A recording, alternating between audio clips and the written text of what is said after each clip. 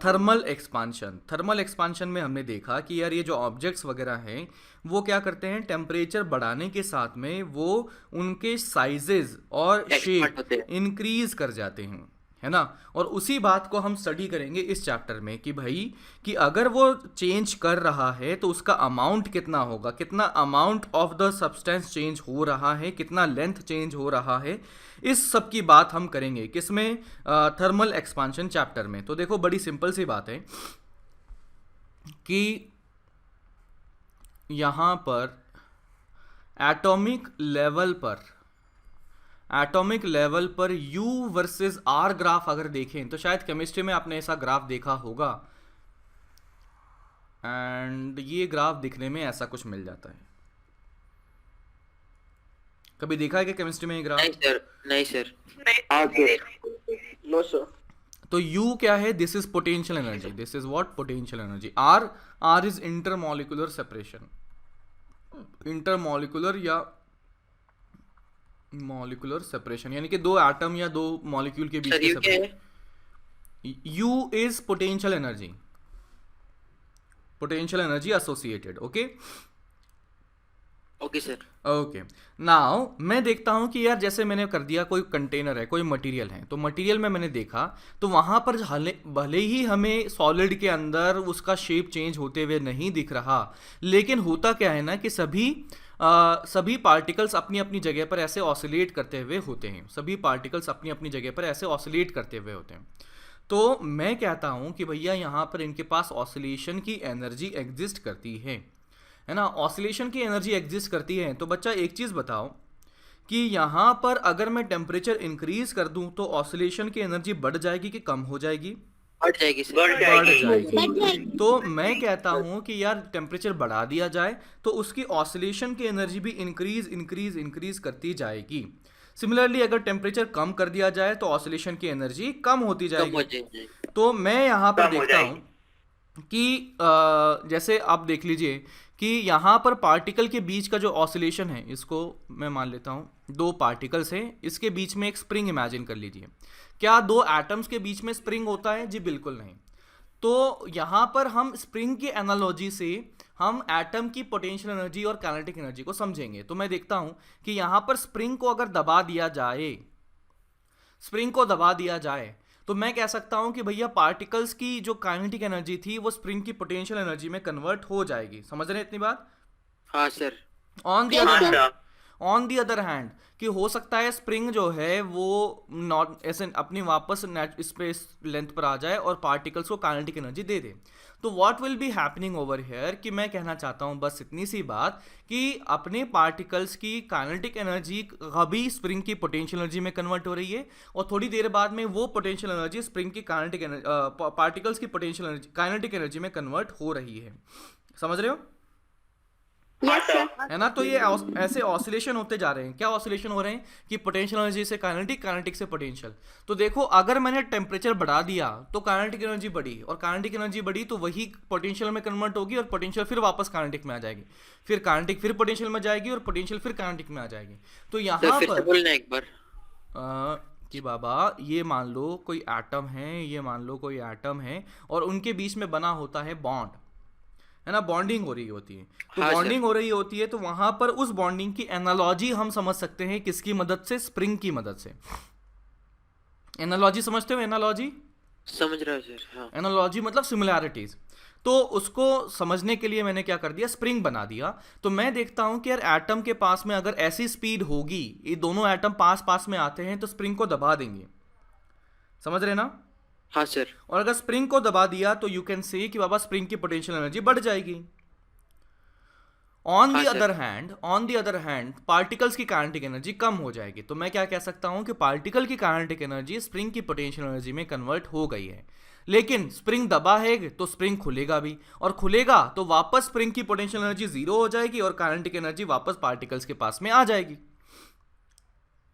हाँ तो सर। पूरा हाँ सर, कंक्लूजन यहां से ये है, पूरा कंक्लूजन मेरा यहां से ये है कि भैया काइनेटिक एनर्जी पोटेंशियल में कन्वर्ट हो रही है, थोड़ी देर में पोटेंशियल काइनेटिक में कन्वर्ट हो रही है, थोड़ी देर में काइनेटिक पोटेंशियल में कन्वर्ट हो रही है, थोड़ी देर में पोटेंशियल काइनेटिक में कन्वर्ट हो रही है। समझ रहे हो ये बात?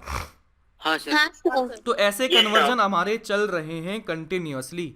तो अगर काइनेटिक एनर्जी बढ़ी तो मैं कह सकता हूं कि intern potential energy of the particle भी बढ़ने वाला है। समझे क्या? यस समझा सर। तो पोटेंशियल एनर्जी अगर बढ़ा तो ये ग्राफ किसका था? पोटेंशियल एनर्जी वर्सेस आर का। तो एक पार्टिकल को आप यहां इमेजिन कर लीजिए और दूसरा पार्टिकल ग्राफ के अकॉर्डिंग देखेंगे। मान लो हमारा टेम्परेचर था कम, मान लो हमारा टेम्परेचर था कम तो कोई भी पार्टिकल की जो एनर्जी होगी वो कम हो जाएगी। तो मैंने यहां पर देख लिया कि कम टेम्परेचर होने के बाद में दो पार्टिकल के बीच का सेपरेशन इतना एग्जिस्ट करता है, दो पार्टिकल के बीच के सेपरेशन इतना एग्जिस्ट करता है। अगर मैंने टेम्परेचर को बढ़ा दिया, अगर मैंने टेम्परेचर को इंक्रीज कर दिया तो क्या हो जाएगा कि बाबा टेम्परेचर इंक्रीज कर दिया तो काइनेटिक एनर्जी इंक्रीज हो गया। काइनेटिक एनर्जी इंक्रीज हो गया तो इसका मतलब पोटेंशियल एनर्जी भी इन टर्न इंक्रीज हो ही जाएगा। और अगर पोटेंशियल एनर्जी इंक्रीज हो गया तो इसका मतलब इस ग्राफ में मुझे अब ऊपर चलना पड़ेगा, क्योंकि ऊपर जाने पर ही पोटेंशियल एनर्जी बढ़ेगा। समझ रहे हो क्या? हाँ सर। तो ग्राफ में ऊपर गया, ग्राफ में ऊपर गया तो मैं देखता हूं टेम्परेचर बढ़ाने के बाद में हो सकता है या तो मुझे इधर जाना पड़े या तो मुझे इधर आना पड़े। तो इसका मतलब एक एटम को आप यहां पर फिक्स मान लीजिए, एक एटम को यहां फिक्स मान लीजिए और दूसरा एटम जो है वो इस पोजीशन और इस पोजीशन के बीच में ऑसिलेट कर रहा है। तो मैं अगर आपको दिखाऊं तो ये ऐसा हो रहा होगा कि इनके बीच में ऐसे स्प्रिंग इमेजिन कर लीजिए और ये वाला पार्टिकल कभी इधर पहुंचा, कभी इधर वापस पहुंचा, कभी इधर वापस पहुंचा एंड कभी इधर वापस पहुंचा।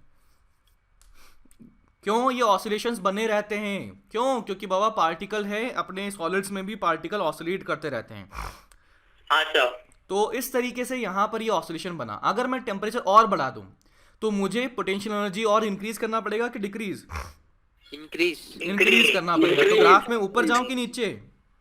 ऊपर जाना पड़ेगा। तो ऊपर जाना पड़ा तो मैं यहां जाऊंगा और हो सकता है कि उसके कोरस्पॉन्डिंग मुझे यहां भी जाना पड़े। तो एक एटम तो यहां फिक्स मान लीजिए और दूसरा एटम ऐसे गोल गोल ऐसे ऑसिलेटरी कर रहा है, ऑसिलेशंस कर रहा है। तो आई कैन से कि यहां पर एक पार्टिकल तो यहां बैठा है, दूसरा पार्टिकल इस तरह से ऐसे ऐसे ऐसे ऑसिलेशंस कर रहा है अलग अलग सेपरेशन पर। नाउ ऐसे ही टेम्परेचर को और बढ़ा दिया जाए तो ग्राफ में और ऊपर जाएंगे कि और नीचे? ऊपर और ऊपर जाएंगे। तो यहाँ पर और ऊपर चले गए तो ये इसका मतलब ये दो डिफरेंट पॉसिबल सेपरेशंस हो सकते हैं फ्रॉम द एटम। और टेम्परेचर बढ़ा दिया जाए तो और ऊपर जाएंगे, इस तरह से बढ़ता जाएगा। ठीक है? Yes sir. नाउ अब मेरा सवाल आपसे ये है कि बताइए टेम्परेचर बढ़ाने के साथ में यहां पर सेपरेशन पर क्या इफेक्ट पड़ा उसको समझते हैं। तो मैं देखता हूं, बढ़ रहा है। हाँ मैं बता रहा हूं। तो देखो एक एटम तो यहां था, है ना? पहले कहां था हमारा? एक एटम ये था और दूसरा एटम कहां था? यहां था। इनके बीच का गैप कितना था? इतना था। बाद में क्या हुआ? एक एटम को तो हमने फिक्स ही मान रखा है और दूसरे एटम को हमने देखा कि वो इस पोजीशन और इस पोजीशन के बीच में ऑसिलेट कर रहा है। टेम्परेचर और बढ़ा दिया जाए तो ये एटम तो एक तो फिक्स था और दूसरा एटम यहां पर और यहां पर इन दोनों पोजीशन के बीच में ऑसिलेट कर रहा है। टेम्परेचर और बढ़ा दिया जाए तो एक तो एटम यहीं था और दूसरा एटम यहां पर और यहां पर इनके बीच में ऑसिलेट कर रहा है। समझ रहे हो क्या? हाँ सर। ठीक है। तो अगर ऐसे ऑसिलेशन हुआ तो मैं कहता हूं average separation between the particles. तो मैं देखता हूं कि भैया एवरेज सेपरेशन कहां था? यहां पर जब देखें तो इतना था। अगर मैं देखता हूं तो ये जो ग्राफ है ना, ये ग्राफ थोड़ा सा ऐसा है, यानी कि इस सेंट्रल लाइन के अबाउट सिमेट्रिक नहीं है ये ग्राफ। इस सेंट्रल लाइन के अबाउट ये सिमेट्रिक नहीं है। थोड़ा सा ये क्या है ना, ये यहां पर सिमेट्रिक होता तो कैसा होता? ऐसा होता। तो राइट साइड को ज्यादा है। तो ये थोड़ा राइट साइड में ज्यादा है। तो इसका मतलब यहां पर ये वाली दूरी अगर मैं R2 कहता हूं, ये वाली दूरी अगर R1 कहता हूं, तो बताओ R2 R1 में कौन बड़ा? R2 बड़ा। तो इसका मतलब एवरेज की अगर बात की जाए तो एवरेज सेपरेशन अगर देखा जाए तो एक मिनट, एवरेज सेपरेशन यहां से थोड़ा सा राइट में शिफ्ट हो जाएगा। Average separation between the particles हल्का सा राइट में शिफ्ट हो जाएगा। सिमिलरली मैं और टेम्परेचर बढ़ा दूं तो मैं देखता हूं एक एटम तो यहां था और ये पार्टिकल इन दो पॉइंट के बीच में ऑसिलेट कर रहा है, तो इसका मिड पॉइंट कहाँ आ गया, यहाँ कहीं आ गया। तो average separation between two particles आप देख सकते हैं यहां पर इस तरह से हो चुका है। तो पहले तो कितना था एवरेज सेपरेशन, इतना था, पहले कितना था, इतना था, एकदम नीचे वाला, और फाइनली टेम्परेचर बढ़ाते बढ़ाते हम कितना सेपरेशन हो चुका है, इतना हो चुका है। तो बताइए कि ये जो टेम्परेचर है वो टेम्परेचर बढ़ने के साथ में सेपरेशन एवरेज बढ़ा कि नहीं बढ़ा, बड़ा सर। बढ़ा। और यही रीजन है कि हमारे टेम्परेचर बढ़ने के साथ में बॉडीज एक्सपांड करते हुए दिखती है। क्यों? क्योंकि दो एटम के बीच का एवरेज सेपरेशन इंक्रीज होता हुआ हमें दिखने लगा है। Yes, sir. Done done done डन, बोलो समझो, किसी को कोई दिक्कत हो तो बताओ। नहीं sir. No, sir. No, sir. तो थर्मल एक्सपांशन में लिखें, in general when material is heated, in general when material is heated, the dimensions of the body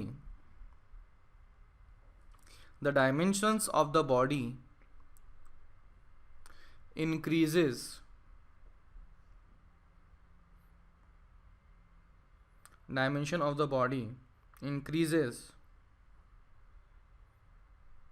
and this is known as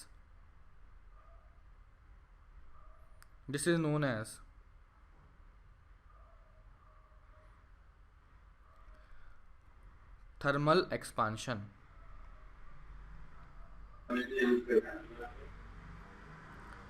ठीक है। हाँ सर, हो गया सर। क्या बोल रहे हो? एक्स एक्सिस के ऊपर नहीं जाएगा क्या कह रहे हो? सर, वो एक्स एक्सिस के ऊपर नहीं जाएगा। जाएगा ना रे बाबा, जाएगा। अच्छा, मतलब इसकी कह रहे हो? अरे क्या होता है ना, एटम के बीच में, हाँ मैं समझ गया। एटम के बीच में जो पोटेंशियल एनर्जी होती है ना, वो नेगेटिव बनती है। वो नेगेटिव क्यों बनती है वो आप 12th में समझ पाएंगे, है ना। वो जो फॉर्मूला जो एनर्जी का बनता है वो बनता है KQ1Q2/R, और यहाँ पर नेगेटिव वेगेटिव बन जाता है। तो और क्यों बनता है वो अगले साल अपन समझ पाएंगे। तो अभी तो बस इतना ही है, ठीक है। सर सर दो एटम्स में एटॉमिक स्ट्रक्चर में वो हाँ सर। हाँ सर दो एटम्स में बस एक ही एटम ऑसिलेट करेगा क्या? नहीं, दोनों कर रहे हैं, लेकिन एक को फिक्स करते हुए दूसरों को इफेक्टिवली ऑसिलेट करवा दिया। सर इजी जाता है अंडरस्टैंडिंग के लिए। समझने के लिए आसान हो जाएगा। अरे दोनों को ऑसिलेट करवाऊंगा, समझ में नहीं आएगा क्या हो रहा है। तो मैंने क्या कर दिया कि एक को रुका हुआ मान के दूसरे को ही दे दिया जो भी मोशन हो रहा था, ठीक है। Sir okay. ग्राफ बनाने के हाँ बनाना है ना बाबा, ये क्या ऐसे थोड़ी ना।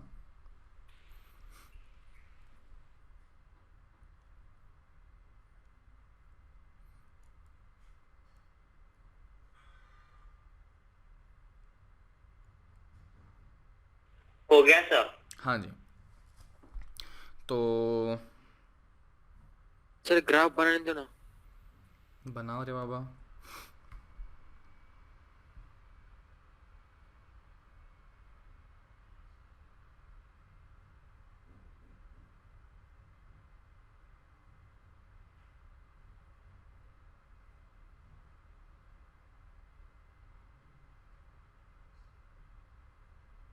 हो गया सर। Done sir. तो चलिए, अब हमने बात कर ली इसकी क्वालिटेटिव नेचर। क्वालिटेटिव नेचर मतलब उसको स्टडी कर लिया। अब क्वांटिटेटिव नेचर की बात करते हैं। क्वांटिटेटिव मतलब उसके कितना नंबर होगा, कि इतना टेम्परेचर बढ़ा दिया जाए तो कितना इंक्रीज होगा, वगैरह वगैरह वगैरह। तो हम बात करते हैं linear thermal expansion. Linear thermal expansion की अगर बात करें तो मैं देखता हूँ कि यार एक चीज़ बताओ कि मैं एक सिचुएशन में टेम्परेचर बढ़ाता हूँ 10 डिग्री सेल्सियस से 20 degree Celsius, this is one condition. दूसरी कंडीशन मैंने कर दिया कि टेम्परेचर डिफरेंस कर दिया मैंने 10 से 100। तो आपका क्या मानना है कि किस टेम्परेचर चेंज के लिए डायमेंशन चेंज ज़्यादा होगा? 10 से 100 0 to 100। 10 से 100 के लिए। तो यू कैन से कि यार जितना ज़्यादा टेम्परेचर डिफरेंस होगा, है ना, जितना ज़्यादा टेम्परेचर डिफरेंस होगा, है ना? ज्यादा एक्सपेंशन। हाँ उतना हाँ अच्छा हाँ हाँ, एक्सपेंशन होगा। तो उतना ही ज्यादा एक्सपांशन होगा। तो एक्सपांशन मैं कह होगा। सकता हूँ कि भैया ये लेंथ अगर L कहता हूँ, है ना, let's say this length is L, तो मैं कह सकता हूँ कि बाबा यहाँ पर टेम्परेचर चेंज होने की वजह से थोड़ा सा लेंथ में चेंज हो चुका है, मैंने कह दिया उसको डेल्टा एल, है ना। डेल्टा एल क्या है? Change in length due to temperature change, change in length due to temperature change, तो उसको मैंने डेल्टा एल कह दिया। तो मैं कह सकता हूँ कि भैया जो चेंज इन लेंथ है वो ज़्यादा होगा, कब? जब डेल्टा टी ज़्यादा होगा। तो मैं कह सकता हूँ delta L would be proportional to delta T. समझ रहे हैं? Sir hmm. अगर बिना लेंथ मेजर के हम देख सकते क्या? बिना लेंथ मेजर किए देख सकते मतलब एक्सपांशन हुआ है। तो पता कैसे लगेगा यार? क्या पूछ रहा है तू? कि मतलब मैं लंबाई भी चेक ना करूं और ये भी चेक कर लूं कि लंबाई बढ़ गई? नहीं, बस देखने से सर ये इतना था, इतना हो गया, एक्सपांस हो गया इसका।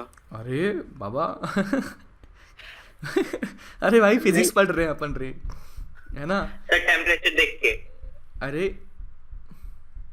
यार तू ऐसे सवाल ना पूछ कि मतलब देख के पता लग जाएगा कि लेंथ में चेंज हो। अब मैं क्या बताऊं इसका यार, क्या बताऊं क्या रे तुम लोगों को कि चलो बता ही देता हूँ। नहीं था। तो अभी देख यार, क्या अपन फिजिक्स की बात कर रहे हैं? अपन ने फिजिक्स शुरुआत ही करते हैं कि यार सारी क्वांटिटीज को मेजर किए बिना उसको स्टडी कैसे कर सकते हो? नहीं सर, मेजर करेगी सर। लेंथ फिर हमें पता है कि चेंज है, हम्म लेकिन बिना देखे बोल सकते कि लेंथ चेंज हुआ है। बिना देखे मतलब क्या कहना क्या चाहते हो भाई? बिना देखे, देख के, अभी तो देख के कर रहे थे, अभी तो बिना मेजर देखे। भी कर रहा है और नहीं भी बोल रहा है। हाँ सर वो बोल रहा है अरे नहीं, अगर टाइम पास heat कर रहे हैं, छोड़ो रे छोड़ो, है ना। थोड़ा सोचना भाई, जो तू क्यों बोल रहा है ना वो सेंस नहीं बनता उस बात का, है ना। वो बोल रहा फॉर्मूला से कुछ कैलकुलेट अरे बाबा मैं समझ गया, उसको मेरे से और उसको बात करने दो ना रे बाबा है ना। हाँ वो सर, ये बोलिए। कह रहा है कि सर बिना मेजर किए भी कर सकते हैं क्या, और फिर दूसरी बार कहता है कि सर मेजर करके भी कर सकते हैं क्या, पता नहीं कुछ भी। चलो अपन तो अपनी काम की बात कर लेते हैं थोड़ा सा। तो अब देखो एक चीज़ बताओ कि मैंने एक लेंथ ली है, एक रॉड लिया है 1 मीटर का, और मैंने एक रॉड लिया है 100 मीटर का, है ना। एक रॉड है 1 मीटर, एक रॉड है 100 मीटर, है ना। और दोनों में टेम्परेचर चेंज मैंने सेम कर दिया, दोनों में टेम्परेचर चेंज मैंने सेम कर दिया। तो अब आप बताइए कि भैया कौन सी वाली लेंथ में ज़्यादा लेंथ का चेंज होगा? 100 मीटर। Sir 1 metre. 1 मीटर। अरे 1 मीटर। अरे अरे अरे अरे क्या बात कर रहे हो भाई? 100 मीटर। मैंने एक रॉड लिया है 1 मीटर और मैंने एक बहुत बड़ा सा रॉड लिया है 100 मीटर का। दोनों में टेम्परेचर चेंज मैंने कर दिया कि शुरुआत में 10 था और टेम्परेचर मैंने कर दिया 50 डिग्री सेल्सियस।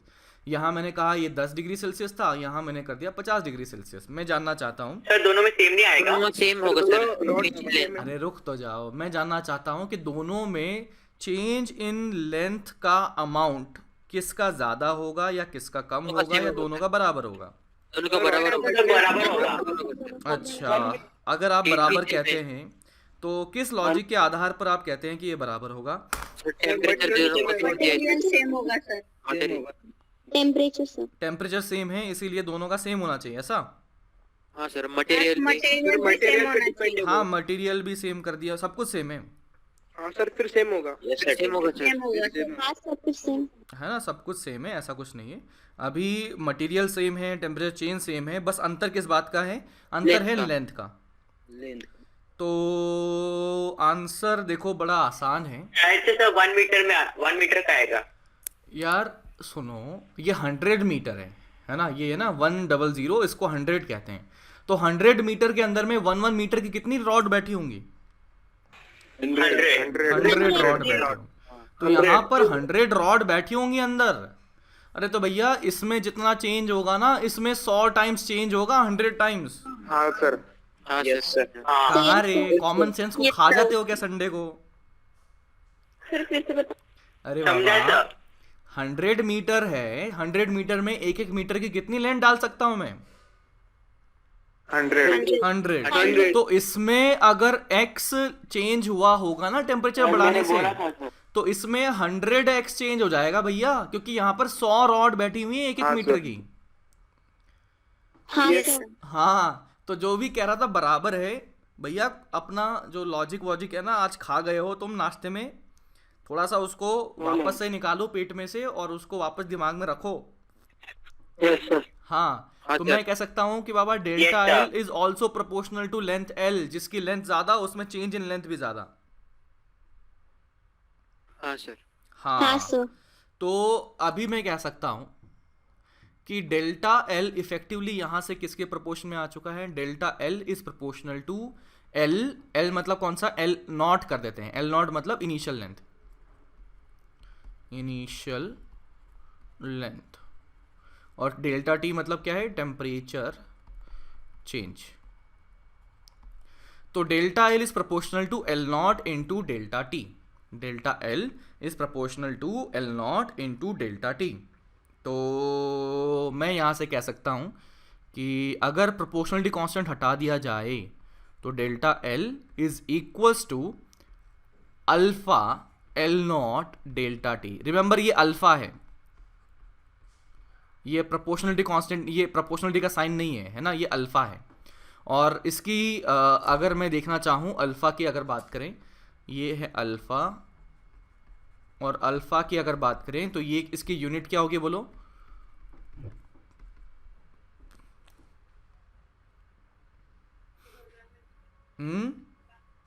Kelvin inverse. बिल्कुल सही, ये हो जाएगा पर डिग्री सेल्सियस और पर केल्विन। बिल्कुल, पर डिग्री सेल्सियस या पर केल्विन। क्यों? क्योंकि यहाँ पर देखो ये लेंथ था, यानी कि ये मीटर में आ जाएगा। ये भी क्या था? लेंथ था, यानी कि मीटर में आ जाएगा। तो मीटर से मीटर खलास। तो इसका मतलब अल्फा की जो यूनिट बनी है वो 1/डेल्टा टी के प्रोपोर्शन, 1/डेल्टा टी के बराबर बनी होगी। हाँ सर। हाँ हाँ, तो यहाँ से बन जाएगा दिस वुड बी पर डिग्री सेल्सियस या पर केल्विन। और ये अल्फा की value depends on material. Material मतलब मैंने मान लो गोल्ड ले लिया, अब गोल्ड को मैंने टेम्परेचर इंक्रीज करवा दिया तो उसके लिए कुछ और अल्फा की वैल्यू होगी। मैंने अगर सिल्वर ले लिया तो उसके लिए अल्फा की वैल्यू कुछ और होगी। मैंने अगर मान लो कॉपर ले लिया तो उसके लिए अल्फा की वैल्यू कुछ और, and you get the idea. सभी मटेरियल के लिए अल्फा की वैल्यू डिफरेंट बनेगी। नाउ मैं एक और चीज़ कहता हूँ कि भाई अल्फा की जो वैल्यू होती है वो in the order of, alpha is in the order of 10⁻³ और 10⁻⁴ पर डिग्री सेल्सियस या पर केल्विन। मतलब समझ रहे हो ना कि अल्फा की जो वैल्यू होती है ना वो ऐसे होती है कि 2 × 10⁻⁻3, 2 × 10⁻⁴, समवॉट लाइक दिस। बस एक सिंपल सा आइडिया दे रहा हूँ मैं आपको कि अल्फा की जो वैल्यू है वो बहुत छोटी होती है, ऐसे बहुत बड़ी नहीं होती। समझ रहे? हाँ सर। सर फिर से एक बार समझाना। अरे समझाया मैंने बस इतना कि अल्फा की वैल्यू डिपेंड करती है मटेरियल पे। मटेरियल मतलब मटेरियल चेंज कर दिया तो अल्फा की वैल्यू चेंज हो जाएगी। दूसरी बात, अल्फा की जो वैल्यू होती है वो 10⁻⁻3, 10⁻⁴ के ऑर्डर में होती है, यानी कि बहुत बहुत छोटी होती है अल्फा की वैल्यू। ओके, हाँ सर समझा। तो Yes, यहां sir. से मेरे समझा पास, था। यहां से मेरे पास कितना आ गया? Delta L is equal to alpha L naught delta T. Also delta L मतलब क्या है? Change in length, change in length alpha L naught delta T. Change in length को हम क्या लिख सकते हैं? Length final minus length initial. हाँ सर। माइनस लेंथ इनिशियल कितना था? वो तो एल नॉट था, L naught. Alpha L naught delta T.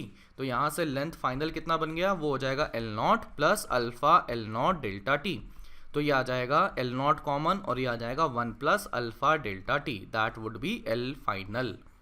Done डना डन डन। बोलो किसी को कोई दिक्कत हो तो बताओ। No sir. हाँ जी, नो सर। तो ये बन चुका है एल फाइनल। और अल्फा को क्या नाम दिया जाता है? अल्फा का नाम मैंने बताया, that is known as coefficient of linear expansion. This is known as coefficient of linear expansion. It is dependent on the material. डन डना डन डन। बोलो देखो किसी को कोई समस्या हो तो बताओ। नहीं सर, सर एक बार लिखने दो ना ऊपर हाँ से। जी, ये लिख लो जी।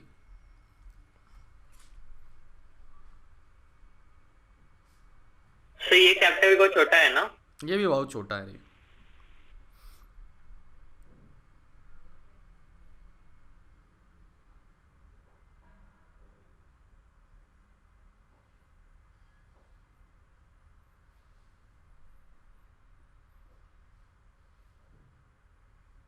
Done, sir. Done, तो sir. चलो जी। सर और एक सर नेक्स्ट स्लाइड। सर ऊपर थोड़ा और। ठीक है। बस बस सर।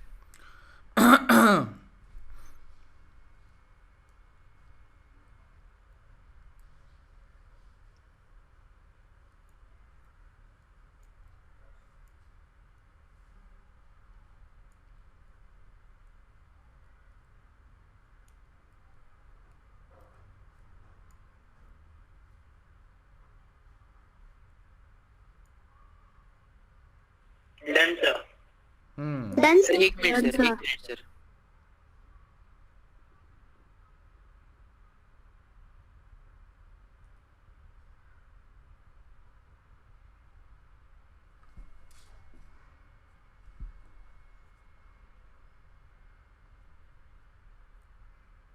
सर थोड़ा सा नीचे सर।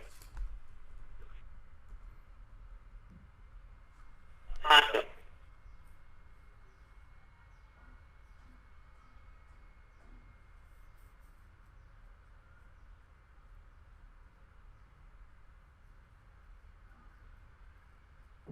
डन। नो सर एक मिनट। हाँ Yes, sir. Done, sir. sir. Done, sir. तो चलो।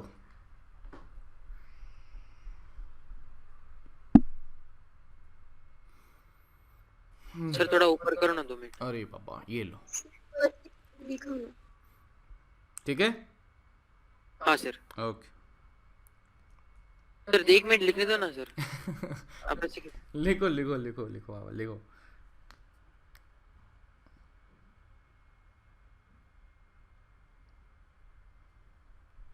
हाँ सर ले लो अभी। तो अभी एक करते हैं सवाल। दैट सवाल सेज कि बाबा हमारे पास में है एक रॉड, तो ये बनी है, दूसरी रॉड ये बनी हुई है। एंड इस रॉड के बारे में कहा कि इसकी लेंथ जो है दैट इज़ L, और इस रॉड के बारे में कहा इसकी लेंथ है that is 2L।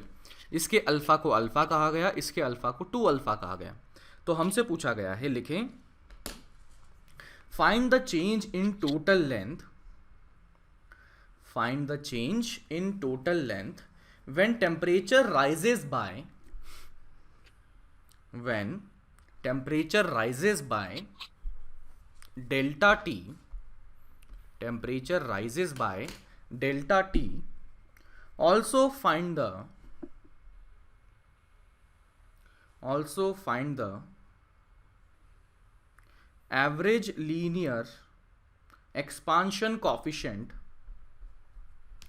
average linear expansion coefficient for composite rod, average linear expansion coefficient for composite rod.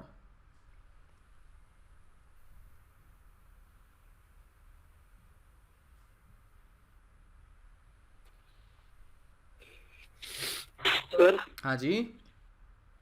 Expansion coefficient आगे क्या है? Find the average linear expansion coefficient for composite, composite मतलब दोनों से मिलकर बनी हुई rod. Okay sir.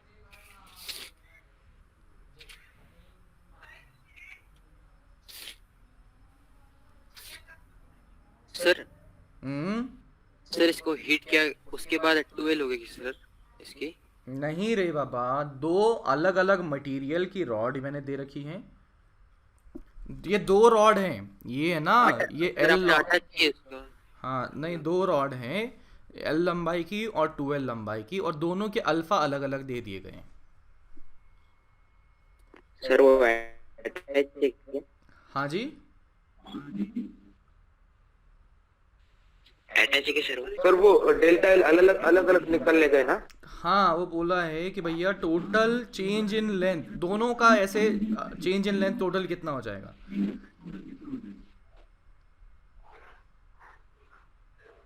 5 sir L sir, 3L plus 5 alpha delta T. Okay, तो चलिए मैं इसकी बात कर लेता हूँ। पहले इसको देख लेते हैं और इसको देख लेते हैं अलग अलग। तो मैंने देखा हो कि यार इसकी इनिशियल लेंथ कितनी थी, वो थी एल थी। इसका अल्फा कितना था, वो अल्फा था। टेम्परेचर चेंज कितना था, डेल्टा टी। तो इसका अगर मैं डेल्टा एल निकालूं, डेल्टा एल वन लिख लेते हैं, तो बताओ क्या लिखा जाएगा? That would be L not यानी कि L into alpha into delta T. Alpha delta T. समझे? अब मैं बात करता हूँ दूसरी वाली लेंथ की। तो इसके लिए बताइए डेल्टा एल टू क्या लिखा जाएगा? 2L into 2L into 2 alpha into delta T. तो मैं अगर टोटल चेंज इन लेंथ लिख लूँ, टोटल चेंज इन लेंथ लिखूं, तो that will come out to be delta L one plus delta L two. तो वो आ गया L alpha delta T plus 4L alpha delta T, alpha delta तो T. 5L alpha delta T. That would be the final answer. समझे क्या? हाँ sir. तो इस तरीके से टोटल चेंज इन लेंथ हमारा बन चुका है। That would B 5L alpha delta T. ये तो हुआ पहला पार्ट। दूसरे पार्ट सवाल में पूछा गया है ना, दूसरे पार्ट में क्या पूछा है कि बाबा find the average linear expansion coefficient, यानी कि अल्फा एवरेज की वैल्यू पूछी हुई है। तो कैसे निकालें? अल्फा एवरेज ले लें तो क्या अल्फा प्लस 2 अल्फा बाई 2 कर दें क्या? नहीं सर, वो टोटल अभी डेल्टा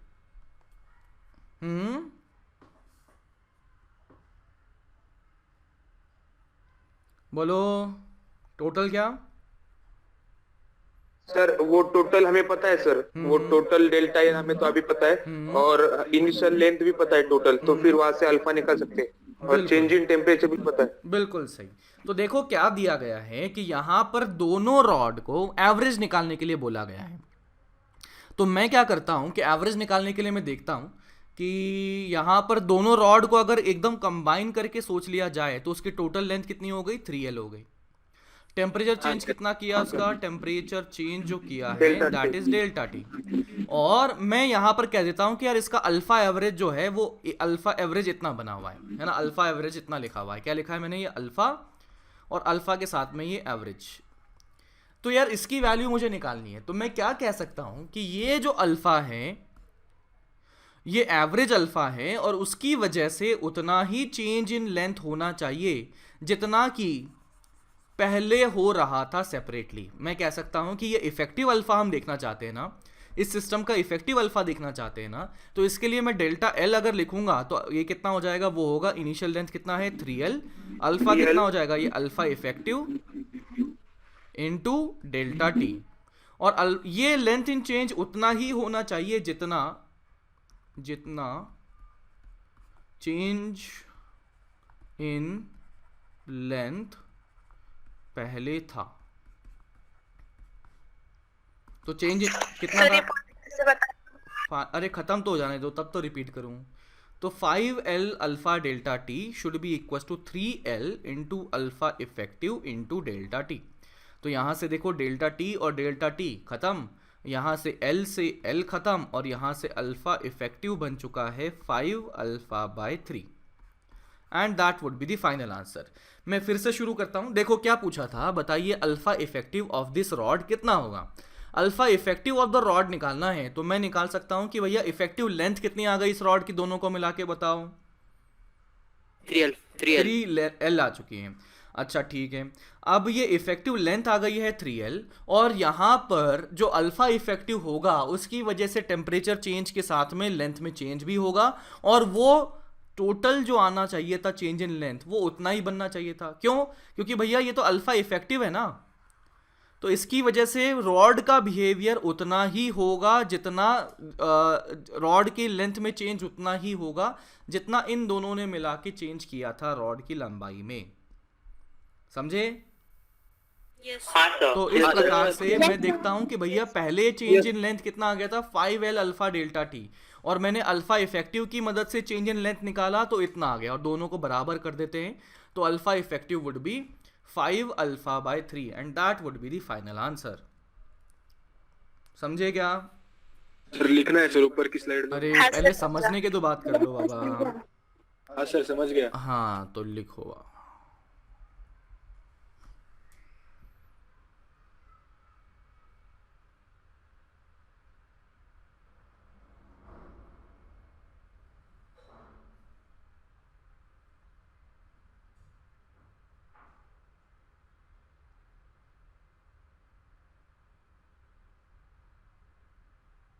सर अल्फा एवरेज ये लीनियर एवरेज है ना एक्सपेंशन?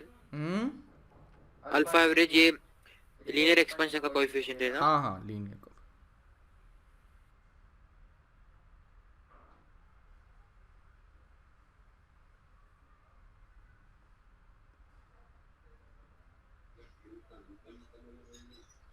सर एक फिजिक्स के एक्स्ट्रा क्लास रखेंगे ना, मतलब डाउट के लिए बस।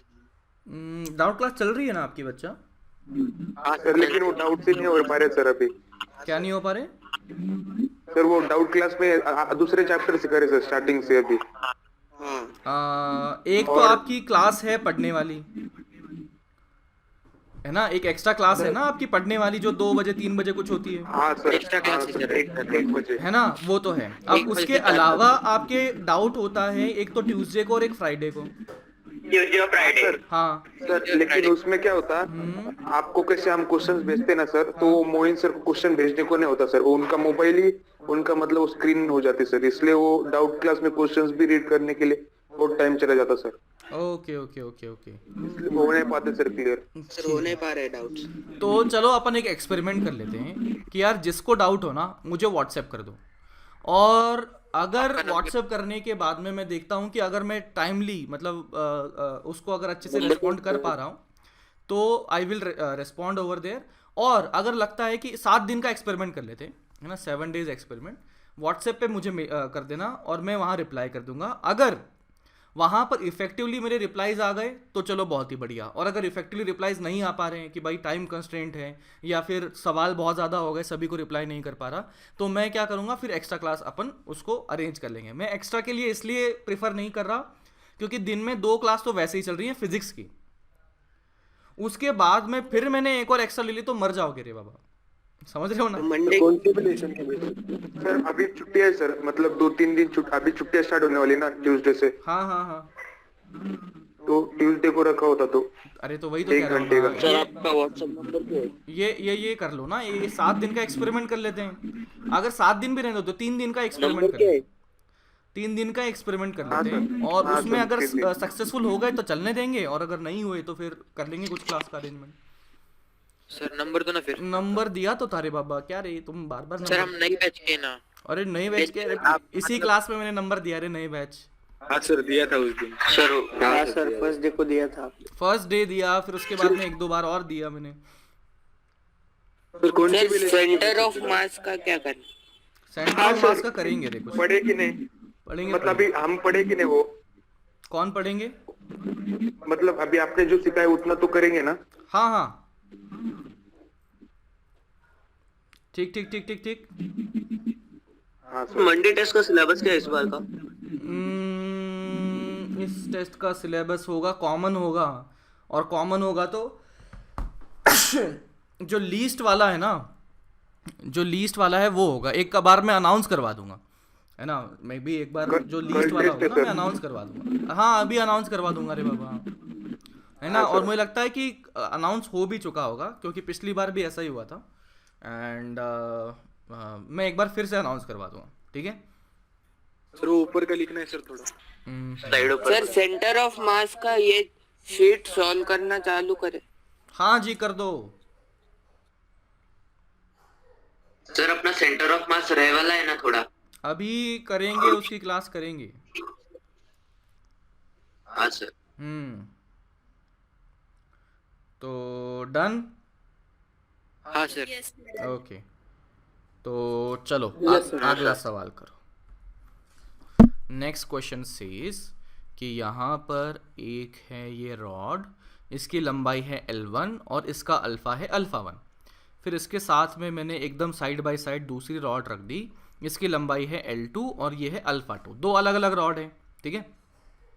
नाउ ये पॉइंट है A, ये पॉइंट है B, ठीक है। इनके बीच का गैप कितना है बोलो? A और B के बीच का गैप L2 minus L1। तो यहाँ पर दिया गया है, लिखें find the relationship between L1 alpha 1 L2 alpha 2, find the relationship between L1 alpha 1 L2 L2 alpha 2 so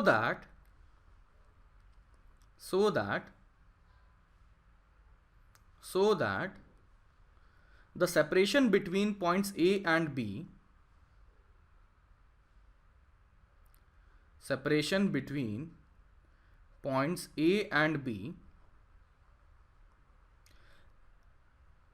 remain constant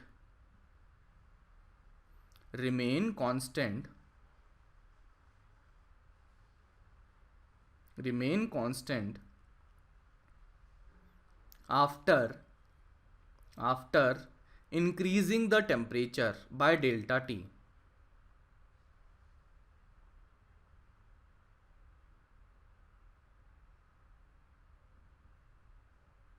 After increasing the temperature by delta T.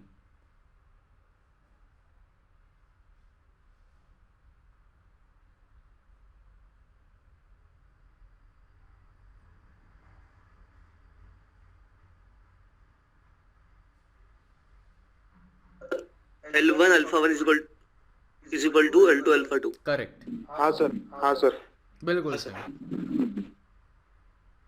बिल्कुल सही, बिल्कुल सही, बिल्कुल सही। बाकी लोग जल्दी से करो।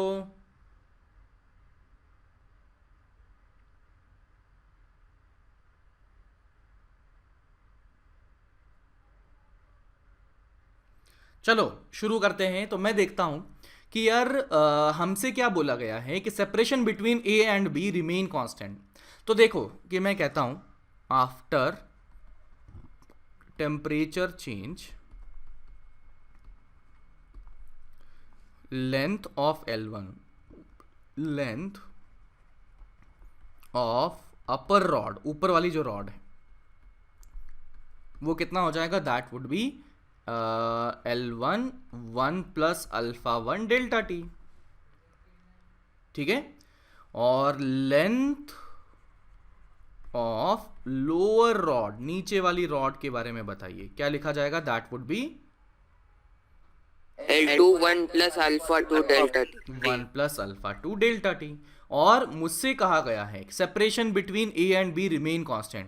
तो मैं कहता हूं before increasing the temperature, separation between A and B क्या लिखा जाएगा बोलो? L2 minus L1। L2 minus L1। And अगर मैं लिखता हूं after increasing the temperature, separation between A and B, बताइए क्या लिखा जाएगा?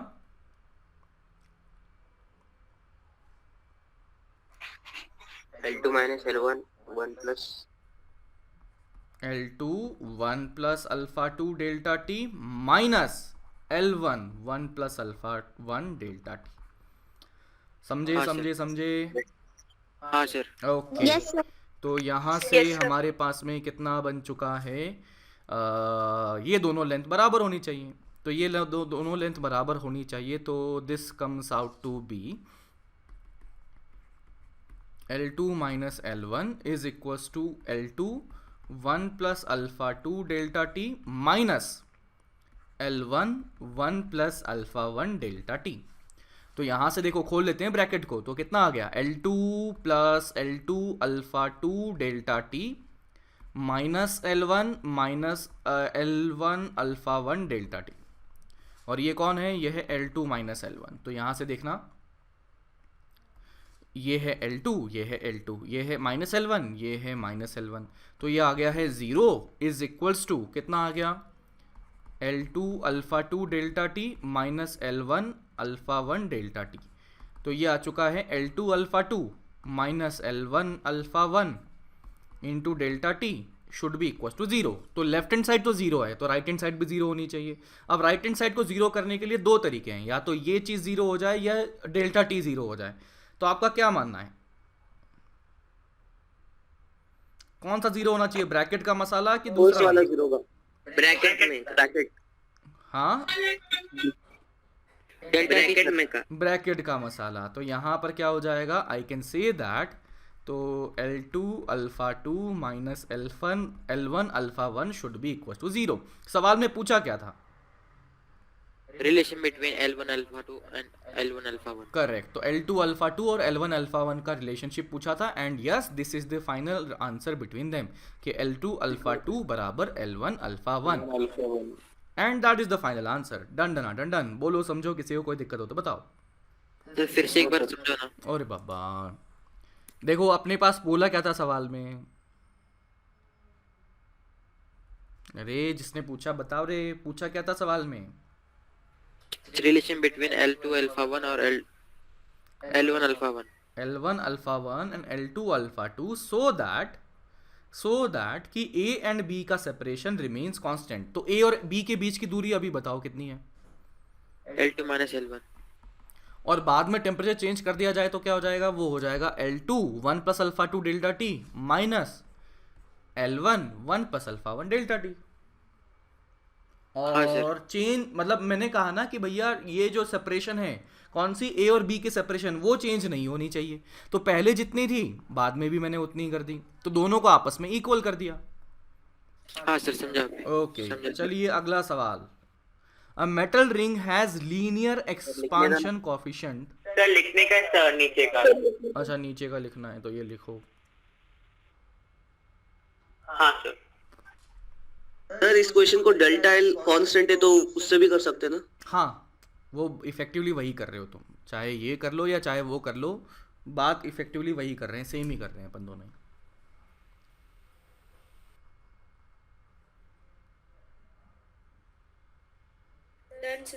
हाँ जी, सवाल लिखें।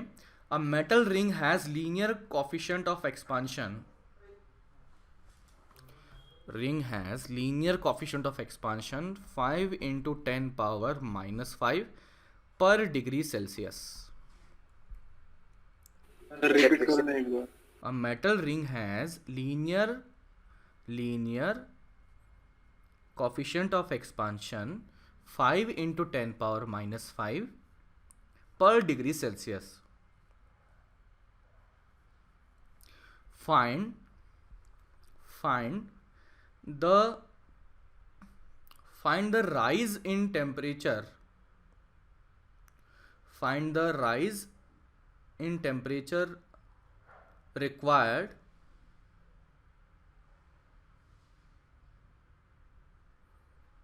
so that change in diameter, change in length of diameter. Sir rise in temperature के बाद Find the rise in temperature so that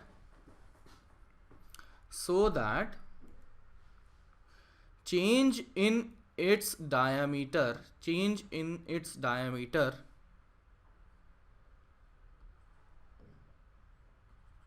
is 0.01%. 0.01%. 0.01%.